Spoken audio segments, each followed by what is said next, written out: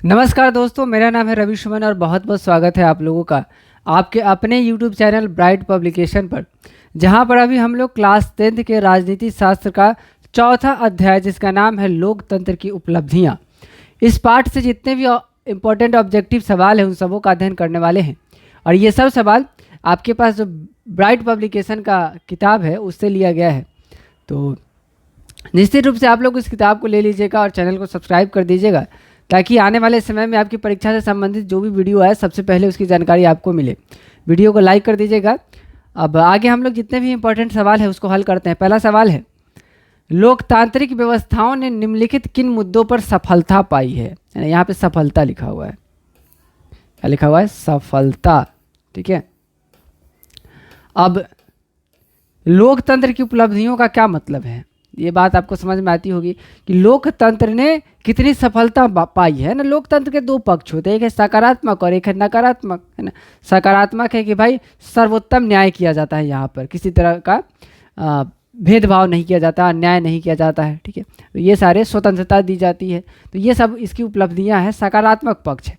नकारात्मक पक्ष है कि जो न्याय है वो बड़ा देरी से मिलता है ना, खर्चीला होता है, समय लगता है। ठीक है, तो ये सब कुछ नकारात्मक पक्ष भी है और कुछ सकारात्मक पक्ष भी है। तो इस अध्याय में हम लोग उपलब्धियों के बारे में पढ़ेंगे कि लोकतंत्र को सफलता आखिर किन शर्तों पर मिली है। पहला सवाल भी वही है, तो चारों ऑप्शन को पढ़ते हैं हम लोग। राजनीतिक असमानता को समाप्त कर दिया है, लोगों के बीच टकरावों को समाप्त कर दिया है, बहुमत समूह और अल्प समूह के बीच एक जैसा व्यवहार करता है और समाज की अंतिम पंक्ति में खड़े लोगों के बीच आर्थिक पैमाना को कम कर दिया है। तो ये चारों ऑप्शन है। राजनीतिक असमानता को समाप्त कर दिया गया है, ये तो हमारा जवाब हो ही नहीं सकता है कि राजनीतिक असमानता जो है वो ख़त्म नहीं हुई है। यानी कि हर राजनीतिक दल के लोग जो हैं वो अलग अलग विचार के हैं, अलग अलग सोच के हैं, अलग अलग सिद्धांत वाले हैं, तो ये चीज़ तो ख़त्म नहीं हुआ है। लोगों के बीच टकरावों को समाप्त कर दिया गया है, ये हमारा जवाब हो सकता है, लेकिन ये बहुत हद तक अभी भी बना हुआ है। बहुमत समूह और अल्प समूह के बीच एक जैसा व्यवहार करता है, तो ये भी लोकतंत्र के मूल्यों में शामिल है कि जिस तरह के लोगों की संख्या ज़्यादा हो उनके साथ भी वैसा ही व्यवहार किया जाए जैसा कि कम लोग, मतलब कि जिस समूह में कम लोग हैं दोनों के साथ एक जैसे व्यवहार किया जाए। तो ये भी हमारा जवाब हो सकता है, लेकिन ये भी पूरी तरह से अभी हमारे समाज में है नहीं।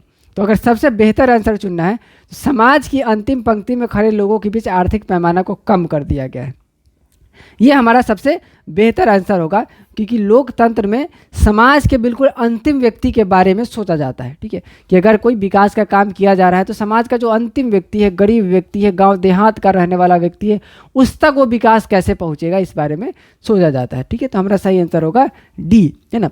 बाकी बी सी के बारे में भी आप सोच सकते हैं, ठीक है, लेकिन सबसे बेहतर अगर आपको चुनना है तो आप डी चुनेंगे। अगला सवाल है, इनमें से कौन सी एक बात लोकतांत्रिक व्यवस्था के अनुरूप नहीं है ना। इनमें से कौन सी एक बात लोकतांत्रिक व्यवस्थाओं के अनुरूप नहीं है, यानी कि कौन सा ऑप्शन जो है वो लोकतांत्रिक व्यवस्था में नहीं आता है।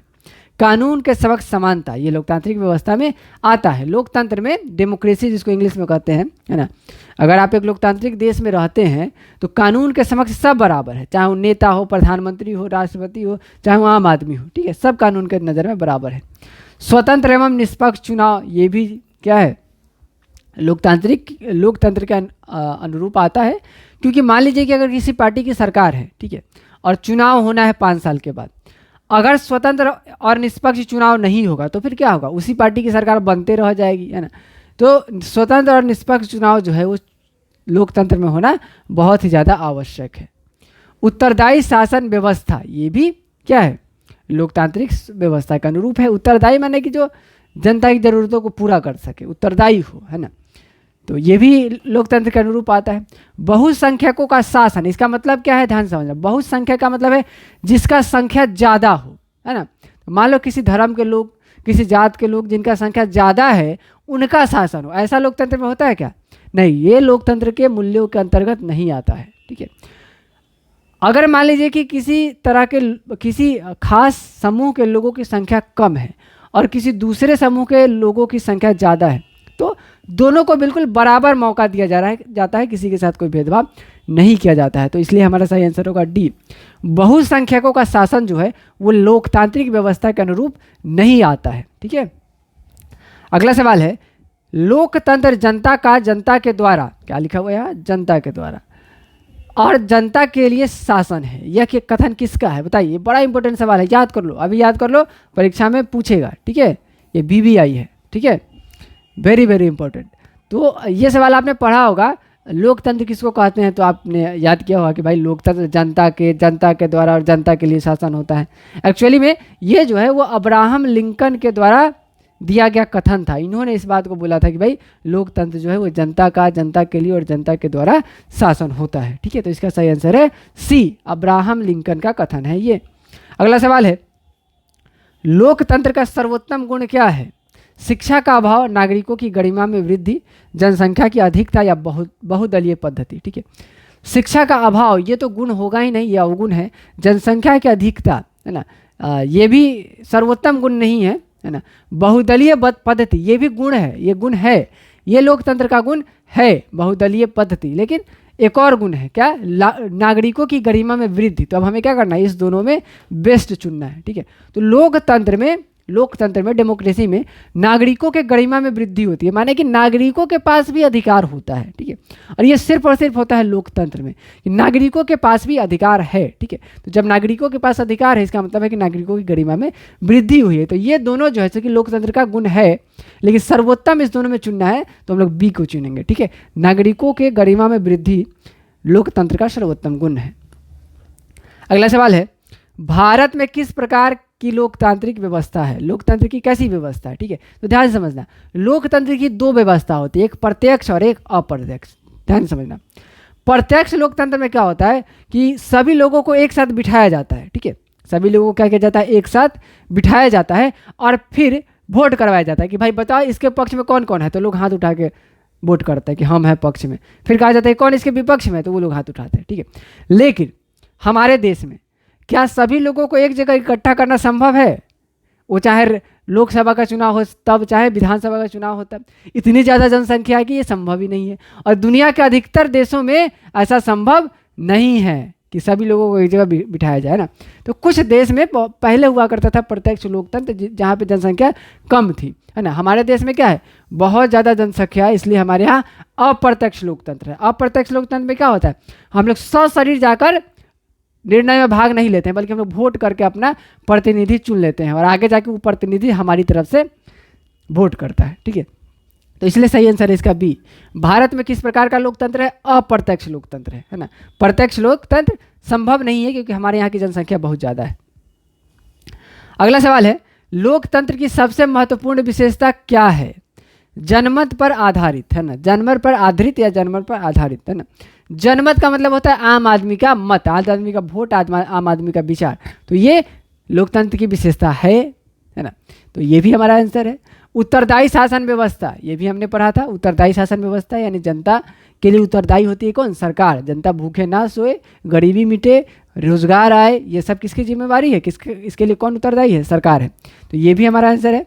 स्वतंत्रता स्वतंत्रता और समानता एवं नागरिकों के अधिकारों की सुरक्षा, ये भी लोकतंत्र की विशेषता है। लोकतंत्र में नागरिकों को स्वतंत्रता मिलती है, समानता मिलती है और उसके अधिकारों की सुरक्षा भी की जाती है। तो ये तीनों हमारा जवाब है, सही जवाब है। तो इसलिए हम लोग कौन सा ऑप्शन चुनेंगे, डी चुनेंगे, इनमें से सभी। चलिए अगला सवाल देखते हैं। ऊपर चलना होगा, है ना। चलो ऊपर चलते हैं, साथ में ऊपर चलते हैं। अगला सवाल है, लोकतंत्र की सबसे महत्वपूर्ण उपलब्धि क्या है। फिर वही बात है ना, इसमें सबसे महत्वपूर्ण क्या है, इसके बारे में चुनना है। तो शांति एवं सुरक्षा, ये लोकतंत्र की सबसे महत्वपूर्ण उपलब्धि है, ये भी जवाब सही है। क्रांति का भय नहीं, यहाँ क्रांति के भय नहीं होने का ये मतलब है ना कि आंदोलन हो, धरना प्रदर्शन हो, तो इसका भय नहीं है। क्यों नहीं है, क्योंकि संविधान ने खुद इसका अधिकार दिया है, तो इससे भय नहीं होना चाहिए। क्योंकि अगर धरना हो रहा है, प्रदर्शन हो रहा है, आंदोलन हो रहा है, तो ये संविधान के अनुरूप हो रहा है।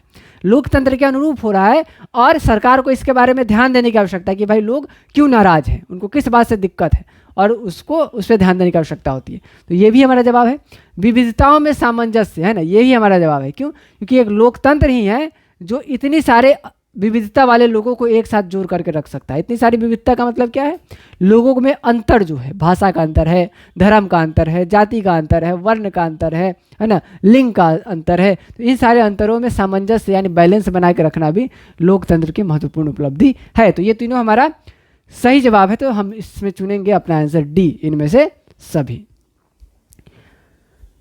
अगला सवाल देखिए, किस आधार पर लोकतंत्र को सर्वोत्तम शासन कहते हैं?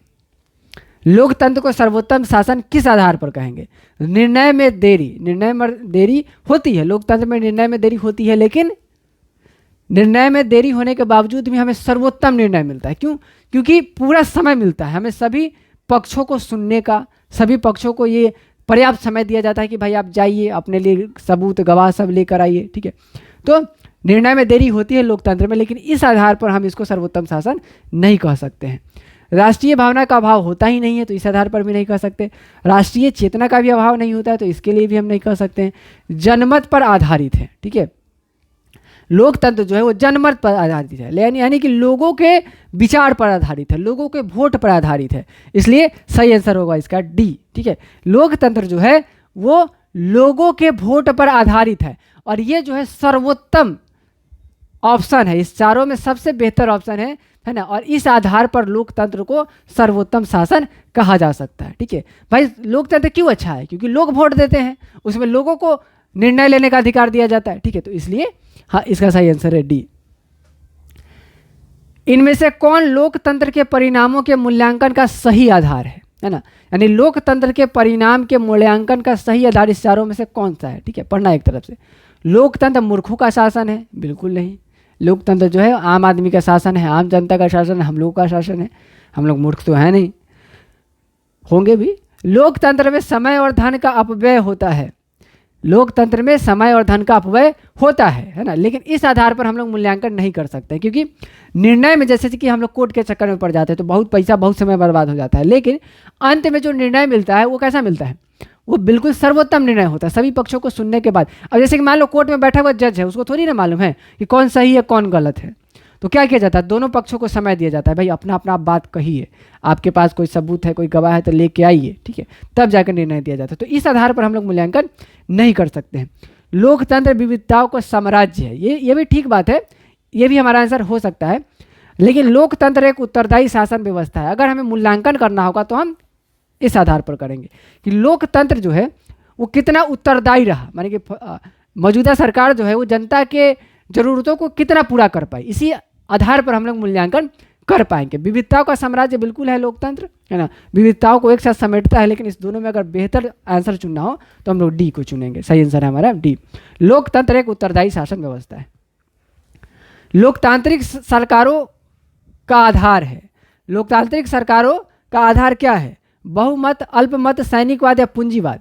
कम वोट आएगा तो सरकार नहीं बनेगी, पूंजीवाद से भी सरकार नहीं चल सकती है। पूंजीवाद का अर्थ है कि जब सरकारी संसाधनों पर यानी कि देश के संसाधनों पर निजी व्यक्तियों का ज़्यादा अधिकार हो जाए तो उसको कहा जाता है पूंजीवाद। तो इस तरह से भी काम नहीं चल सकता है। सैनिकवाद से भी लोकतांत्रिक व्यवस्था नहीं बन सकती है, माने सैनिकों से की सहायता से। बहुमत से लोकतांत्रिक सरकार बनती है, किसी से? बहुमत से, यानी ज़्यादा वोट ला करके, ठीक है। तो सही आंसर है इसका ए। लोकतांत्रिक देशों में फैसले एवं निर्णय, लोकतांत्रिक देशों में फैसले एवं निर्णय किसके द्वारा लिए जाते हैं? अफसरों द्वारा, ये अफसर लिखा हुआ है। क्या लोकतांत्रिक देशों में फैसले एवं निर्णय अफसरों द्वारा लिए जाते हैं? नहीं। जनप्रतिनिधियों द्वारा? नहीं नहीं। जनप्रतिनिधि किसको कहते हैं? जनप्रतिनिधि जिनको हम चुनते हैं वोट दे करके चुनावों में, जो चुनाव जीतते हैं उनको कहा जाता है जनप्रतिनिधि, ठीक है। तो निर्णय और एवं फैसला लेने का अधिकार इन्हीं को होता है, यानी जिस नेता को हम चुनते हैं, जिस विधायक को, जिस सांसद को, जिस मुखिया को, आगे चल के वही क्या करता है? हमारे लिए निर्णय लेता है। तो सही आंसर हमें मिल गया है बी। अफसर निर्णय नहीं लेता है हमारे बारे में, वो वही करता है जो उनको आदेश दिया जाता है। कलाकार यानी कि आर्टिस्ट है ना, वो भी ये निर्णय नहीं लेते हैं। बुद्धिजीवी सलाह मशवरा देते हैं, अच्छी अच्छी बातें कहते हैं, निर्णय लेने का अधिकार उनको नहीं। विश्व में लगभग कितने देशों में लोकतांत्रिक शासन व्यवस्था है? विश्व में लगभग कितने देशों में लोकतांत्रिक शासन व्यवस्था है, बताइए। लोकतांत्रिक शासन व्यवस्था का मतलब आप समझते हैं, जहाँ पे लोगों का शासन हो, है ना, लोग जो सो वोट करके अपना सरकार चुनते हैं। तो विश्व में लगभग 100 ऐसे देश हैं जहाँ पे लोकतांत्रिक शासन व्यवस्था है। कितने? 100। ठीक है, सही आंसर है इसका सी। अगला सवाल देखिए, लोकतंत्र की सफलता, क्या लिखा हुआ है यहाँ पर? सफलता। लोकतंत्र की सफलता की एक आवश्यक शर्त क्या है? शिक्षा, स्वास्थ्य, रोजगार या लोकतंत्र में आस्था। ठीक है, ध्यान से देखना पहले। लोकतंत्र की सफलता के लिए सब जरूरी है, स्वास्थ्य भी जरूरी है, शिक्षा भी, रोजगार भी। ठीक है, ये तीनों चीज़ें जरूरी है, लेकिन इन सबसे ज़्यादा जरूरी है लोकतंत्र में आस्था। इसका मतलब क्या है, ध्यान से समझना। हर एक व्यक्ति का, यानी एक लोकतांत्रिक देश में हर एक नागरिक का लोकतंत्र, यानी लोकतंत्र में भी और संविधान में भी आस्था होना बहुत जरूरी है। ठीक है, अगर हम लोकतंत्र में आस्था नहीं रखेंगे तो लोकतंत्र की जो प्रणाली है उसमें हमारा भरोसा नहीं रहेगा। फिर हम क्या बन जाएंगे? फिर बागी बन जाएंगे, है ना। हम चाहेंगे कि सरकार का तख्ता पलट हो जाए, है ना, ऐसा ही होता है। सरकार का तख्ता पलट कौन नेता करते हैं? ऐसे नेता जिनका कि लोकतांत्रिक व्यवस्था में भरोसा नहीं होता है, विश्वास नहीं होता है। ठीक है, तो सबसे ज़्यादा जरूरी है लोकतंत्र में आस्था रखना, लोकतंत्र में भरोसा रखना, विश्वास रखना। तो सही आंसर है हमारा डी। 13 का सही आंसर है डी। लोकतंत्र की सफलता के लिए सबसे आवश्यक शर्त जो है वो लोकतंत्र में आस्था है। बाकी सारी चीज़ें भी जरूरी है, लेकिन सही आंसर हम चुनेंगे डी। किस प्रकार की शासन व्यवस्था में फैसले लेने में विलंब होता है? ठीक है, ये मैं आपको बार बार बताते आ रहा हूँ। फैसले लेने की जो देरी है वो लोकतंत्र में होती है, ये बिल्कुल सही बात है ना। लोकतंत्र में फैसले लेने में देरी होती है। जैसे कि कोई कानून ही बनाना है तो सबसे पहले तीनों सदनों से उसको पास होना पड़ता है, फिर राष्ट्रपति के पास जाता है, राष्ट्रपति उस पर हस्ताक्षर करते हैं, तब जाकर के वो कानून बनता है, तब जाके निर्णय लिया जाता है। ठीक है, उसी तरह से अगर आप कोर्ट कचहरी के चक्कर में पड़ जाते हैं तो बड़ा लंबा समय लग जाता है ना। तो लोकतंत्र में फैसला लेने में देरी होती है, लेकिन ये देरी इसलिए होती है ताकि किसी के साथ कुछ गलत ना हो जाए, किसी निर्दोष को सजा नहीं मिल जाए। ठीक है, इसलिए सर्वोत्तम निर्णय लेने में तो देरी तो लगती है ना। लंबी दूरी तय करने में वक्त तो लगता है, आपने सुना भी होगा। ठीक है, चलिए, तो इसका सही आंसर है बी। अगला सवाल है, भारतीय लोकतंत्र है, यहाँ पे सफल लिखा हुआ है। ठीक है, भारतीय लोकतंत्र है, कैसा लोकतंत्र है भारतीय लोकतंत्र? सफल लोकतंत्र, विश्व का सबसे बड़ा लोकतंत्र, असफल लोकतंत्र, या ए एवं बी दोनों? कौन सा होगा सही आंसर? सोच के बताना। देखो, विश्व में सबसे ज्यादा जनसंख्या किस देश का है, बताओ? सबसे ज्यादा जनसंख्या है चीन का। ठीक है, लेकिन चीन में लोकतंत्र नहीं है ना, कहने के लिए हो, लेकिन वास्तविकता यही है कि चीन में लोकतंत्र नहीं है। वहाँ एक दलीय व्यवस्था है, एक दलीय सरकार है, कम्युनिस्ट सरकार है वहाँ की। ठीक है, तो लोकतंत्र चीन में नहीं है। उसके बाद सबसे ज़्यादा जनसंख्या वाला देश चीन हुआ, और उसके बाद कौन देश है? भारत है, हमारा देश है। ठीक है, और भारत में क्या है? भारत में लोकतंत्र है, चीन में लोकतंत्र नहीं है, भारत में लोकतंत्र है। तो सबसे बड़ा लोकतांत्रिक देश कौन सा है? भारत है, क्योंकि चीन के बाद सबसे बड़ा देश भारत हुआ। चीन में लोकतंत्र नहीं है, भारत में है, तो लोकतंत्र का विश्व का सबसे बड़ा लोकतांत्रिक देश भारत है, पहली बात। दूसरी बात, यहाँ का जो लोकतंत्र है काफ़ी हद तक सफल भी है। ठीक है, तो हमारा ए और बी दोनों आंसर सही है, हम ऑप्शन चुनेंगे सी। भारतीय लोकतंत्र जो है वो सफल लोकतंत्र भी है और साथ में विश्व का सबसे बड़ा लोकतंत्र भी है ना। अब ध्यान देना, लोकतंत्र क्या है? लोकतंत्र को सफल या असफल कहना एक किताबी बातें होंगी। लोकतंत्र जो है वो एक प्रैक्टिस है, एक अभ्यास है। लोकतंत्र के सभी गुणों को कहीं पर भी एक साथ लागू नहीं किया जा सकता है ना, ये हो ही नहीं पाता है। जैसे कि बहुत सारे अवरोधक होते हैं, भ्रष्टाचार होता है ना, नेता अफसर सब लोग जो है भ्रष्टाचार में संलिप्त होते हैं। तो इस तरह से थोड़ा सा मुश्किल जरूर है, यहाँ तक कि न्याय प्रक्रिया जो है उसमें भी भ्रष्टाचार चला गया है। ठीक है, तो लोकतंत्र जो है वो अभ्यास है, हर रोज हमें क्या करना पड़ता है? लोकतंत्र को बहाल करने के लिए, लोकतंत्र को बनाए रखने के लिए हर रोज हमें अभ्यास करना पड़ता है, प्रयास करना पड़ता है, ताकि लोकतंत्र का ज़्यादा से ज़्यादा गुण जो हो वो हमारे समाज, हमारे देश में बना रहे। ठीक है, तो इसका सही आंसर ए सी है ना। बाकी जानकारी की बात मैंने आपको बता दी। लोकतंत्र का कौन सा गुण सही नहीं है, इसमें से कौन सा गुण सही नहीं है? ठीक है, देखते हैं। समानता का पोषक, ये भी ठीक है भाई। लोकतंत्र जो है वो समानता के सिद्धांत पर चलता है कि सभी लोग समान हैं। व्यक्ति की गरिमा में वृद्धि, ये भी सही बात है, व्यक्ति की गरिमा में वृद्धि की जाती है। बहुसंख्यकों का शासन। बहुसंख्यक का मतलब क्या है? जिनकी संख्या ज़्यादा है, किसी धर्म के लोग, किसी जाति के लोग, किसी रंग के लोग, किसी लिंग के लोग, है ना, अगर उनकी संख्या ज़्यादा है तो उनका शासन हो। क्या ऐसा लोकतंत्र कहता है? नहीं, लोकतंत्र ऐसा बिल्कुल भी नहीं कहता है। लोकतंत्र सभी समूहों के साथ, सभी दलों के साथ बराबर भावना रखता है। तो ये जो है सो कि सही नहीं है, तो इसलिए हमें हमारा सही आंसर मिल गया सी। क्या है? सी जो है सो कि हमारा सही आंसर है 16 का। बहुसंख्यकों का शासन जो है वो लोकतंत्र का गुण नहीं है। विभिन्नताओं में सामंजस्य स्थापित करना, सामंजस्य की क्षमता, ये लोकतंत्र का गुण है ना, तभी तो हमारे देश में है। अगला सवाल देखिए, कौन से देश में एक दलीय शासन है? ठीक है, ध्यान समझना। ब्रिटेन में 2 दलीय शासन है, अमेरिका में भी एक दलीय शासन नहीं है, नेपाल में भी एक दलीय शासन नहीं है, चीन में मैंने आपको बताया ना एक दलीय शासन है ना। यहाँ पे कम्युनिस्ट सरकार है और सिर्फ कम्युनिस्ट पार्टी ही है जो राजनीतिक क्रियाकलापों में भाग लेती है। तो सही आंसर है इसका बी। चीन में कम्युनिस्ट सरकार है जो कि एक दलीय शासन में बसता है। ठीक है, तो सही आंसर होगा इसका बी। चलो अगला सवाल है, याद करो, ये बड़ा अच्छा सवाल है ना। 15वीं लोकसभा का चुनाव कब हुआ था? बताओ। 15वीं लोकसभा जब डॉक्टर मनमोहन सिंह दूसरी बार देश के प्रधानमंत्री बने थे, कब हुआ था? बताओ, याद करो। अब इसको इस तरह से याद रखना कि अब 2009 में कौन बना था ये याद हो चाहे नहीं हो, ये जरूर याद होगा आपको कि 2014 में कौन बना था। कौन बना था बताइए? 2014 में मोदी जी बने थे हमारे देश के प्रधानमंत्री। ये सबको याद होगा, है ना, ये सबको याद रहता है। ठीक है, 2014 में आई थी मोदी लहर। ठीक है, और जब नरेंद्र मोदी प्रधानमंत्री बने थे तो उनके पहले देश के प्रधानमंत्री कौन थे? मनमोहन सिंह थे। कौन थे? मनमोहन सिंह थे, है ना। डॉक्टर मनमोहन सिंह देश के प्रधानमंत्री थे और दूसरी बार प्रधानमंत्री बने थे, है ना। और वही जो चुनाव था 15वीं लोकसभा का चुनाव था। तो 2014 में जब मोदी जी बने प्रधानमंत्री तो उसके पहले मनमोहन सिंह जी कब बने होंगे? 5 साल पहले। तो 2014 से 5 साल पीछे चलो, कब बने होंगे? 2009 में बने होंगे। कब बने होंगे? 2009 में। तो जब मनमोहन सिंह जी दूसरी बार 2009 में बने प्रधानमंत्री तो 15वीं लोकसभा का चुनाव कब हुआ? 2009 में हुआ। तो सही आंसर है इसका 2009। चलो ऑप्शन देखते हैं। ऑप्शन में देखो 2007 है, 2009 है, 2005 है, 2010 है। जल्दी लिखो आंसर। 2009। 15वीं लोकसभा का चुनाव 2009 में हुआ था। 16वीं कब होगी बताइए? 16वीं लोकसभा में कौन जीते थे? मोदी जी, मोदी लहर हुआ था, है ना। तो 16वीं लोकसभा में मोदी जी जीते थे और ये चुनाव कब हुआ था? 2014 में हुआ था। तो सही आंसर है इसका डी। माने 15वीं 2009 में था, 16वीं कब? 5 जोड़ दो, 9 5 14, तो 2014 में हुआ था। 5 साल के बाद होता है चुनाव। ठीक है, तो 15वीं लोकसभा चुनाव जो है वो 2009 में, 16वीं लोकसभा चुनाव 2014 में। उसी तरह से 17वीं लोकसभा 2000, फिर 5 जोड़ दो 2019 में।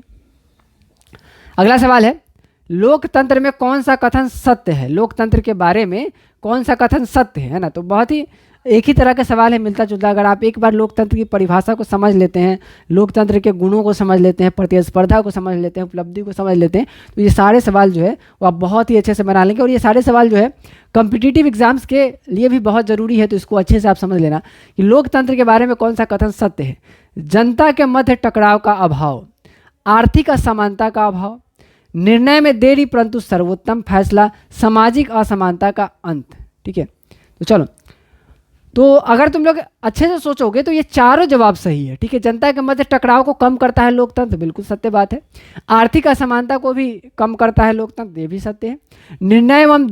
निर्णय में देरी होती है परंतु सर्वोत्तम फैसला लिया जाता है, ये भी मैंने आपको बताया। और सामाजिक असमानता को भी काफ़ी हद तक लोकतंत्र जो है वो कम करता है। तो अब हमारा सवाल है कि हम आंसर कौन सा चुने, तो जो सबसे बेहतर होगा उसको चुनेंगे। ठीक है, तो लोकतंत्र के बारे में निर्णय में देरी होती है लेकिन उसका फैसला जो होता है वो सर्वोत्तम होता है, ये सबसे अच्छी बात है। ठीक है, क्योंकि देखो जैसे ही तुम सुनोगे ना कि लोकतंत्र में देरी होती है निर्णय लेने में, तो क्या करोगे? तुम्हारे मन में नकारात्मक भाव आएगा। लेकिन जब तुम इस बात को जानोगे कि देरी होती है लेकिन सर्वोत्तम फैसला मिलता है, तो ये क्या है? लोकतंत्र के बारे में ये सबसे बेहतर कथन है। ठीक है, क्योंकि ये चीज़ें जो है ये काफ़ी हद तक है भी नहीं भी है ना। लोकतंत्र इसके लिए प्रयास करता है कि भाई जनता के मध्य टकराव ना हो, लेकिन फिर भी कभी कभी हो जाता है। आर्थिक असमानता को कम करने का प्रयास करता है लोकतंत्र, लेकिन हुआ नहीं है, अभी भी है। आर्थिक आधार पर लोग धनी है, लोग गरीब है, असमानता है। सामाजिक असमानता को भी लोकतंत्र कम करने का प्रयास जरूर करता है, लेकिन काफ़ी हद तक ये है समाज में, तो इसलिए हमारा सही आंसर होना चाहिए सी। अगला सवाल है, दल बदल कानून निम्नलिखित में से किस पर लागू होता है?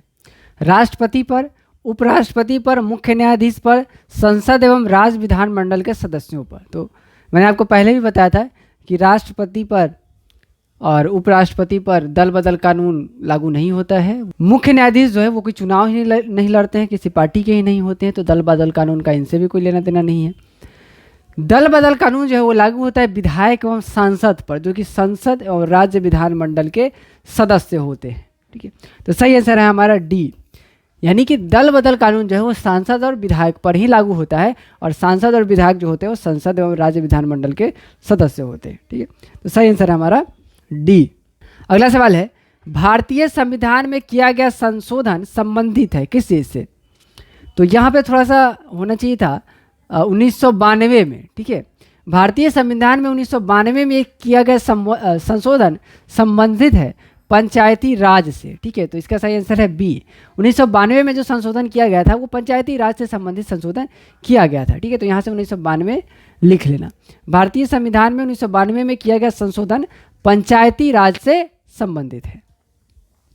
लोकतांत्रिक व्यवस्था का केंद्र बिंदु क्या होता है? ध्यान समझना, लोकतांत्रिक व्यवस्था में क्या होता है? जनता वोट करती है, तो जितने भी राजनीतिक दल होते हैं वो सब किसके बारे में सोचते हैं? जनता के बारे में सोचते हैं कि भाई जनता को कैसे अट्रैक्ट किया जाए, जनता को किस तरह से अपनी तरफ आकर्षित किया जाए, है ना। अब भले ही वो गलत बोले, झूठ बोले, है ना, हमें भड़काएं, लेकिन सोचते जनता के बारे में ही हैं। ठीक है, तो लोकतांत्रिक व्यवस्था के केंद्र में जनता ही होती है। सही आंसर है सी। अगला सवाल है, भारत की प्रमुख सामाजिक समस्या क्या है? जातिवाद, तो हमारे यहाँ जातिवाद है और ये हमारी समस्या भी है। भाषावाद, ये भी समस्या है। भाषावाद का अर्थ है कि जब एक भाषा के लोग दूसरे भाषा के लोगों को कम समझने लगते हैं, वो अपनी ही भाषा को सर्वश्रेष्ठ समझने लगते हैं, तो ये समस्या भी है। संप्रदायवाद भी है, एक संप्रदाय दूसरे संप्रदाय को आगे बढ़ता हुआ नहीं देखना चाहता है। तो ये सारी समस्याएं हैं भारत की सामाजिक समस्या में, सब शामिल है, तो सही आंसर होगा इसका डी। अगला सवाल है, निम्नलिखित में कौन लोकतंत्र की सफलता के लिए आवश्यक शर्त है? तो ध्यान से देखना, सांप्रदायिकता का मतलब है कि जब कोई व्यक्ति अपने ही धर्म को सर्वश्रेष्ठ मानने लगे, तो ये जो है सो कि लोकतंत्र की सफलता का बिल्कुल भी वो लोकतंत्र के आदर्शों में शामिल नहीं है। विशेषाधिकार भी लोकतंत्र के आदर्श में शामिल नहीं है। आर्थिक असमानता को लोकतंत्र दूर करने का प्रयास करता है, तो ये उसके लिए आवश्यक शर्त नहीं हो सकती है। प्रेस यानी मीडिया की स्वतंत्रता, मीडिया की आज़ादी बहुत ज़्यादा जरूरी है। मीडिया का काम क्या होता है? ध्यान समझना, मीडिया जो है वो हम तक जानकारियों को पहुंचाता है, सही जानकारियों को पहुंचाता है। हालांकि आजकल मीडिया की परिभाषा बदल गई है, लेकिन मीडिया का काम है हम तक सही जानकारी पहुंचाना, और जब हम तक सही जानकारी पहुंचेगी तभी जाकर हम कोई निर्णय ले पाएंगे। अगर हम तक गलत जानकारी पहुंच रही है या फिर जानकारी नहीं पहुंच रही है, तो इसका मतलब है कि हमारे साथ सही हो रहा है, गलत हो रहा है, इसका हमें पता ही नहीं चल पाएगा। ठीक है, तो लोकतंत्र में मीडिया की आज़ादी बहुत ज़्यादा जरूरी है, प्रेस की स्वतंत्रता बहुत ज़्यादा आवश्यक है, इसलिए हमारा सही आंसर होगा बी। तो इस तरह से अध्याय 4 के जितने भी ऑब्जेक्टिव सवाल थे उन सबों का अध्ययन आप लोगों ने कर लिया है, और इन सारे सवालों को आप याद कर लीजिएगा, समझ लीजिएगा, पूरे कॉन्सेप्ट के साथ मैंने आपको बताया है। एक भी सवाल आपका परीक्षा में नहीं छूटेगा। आप लोगों से मुलाकात होगी फिर अगले क्लास में, अगले वीडियो में। तब तक के लिए चैनल को सब्सक्राइब कर दीजिएगा, इस वीडियो को लाइक कीजिएगा, अपने दोस्तों के साथ शेयर कीजिएगा, और कमेंट में अपना सवाल और सुझाव जरूर लिखिएगा। हमारे लाइव क्लास में शामिल होइएगा। फिर मुलाकात होगी, तब तक के लिए अपना ध्यान रखिए। Tata, bye bye, thank you.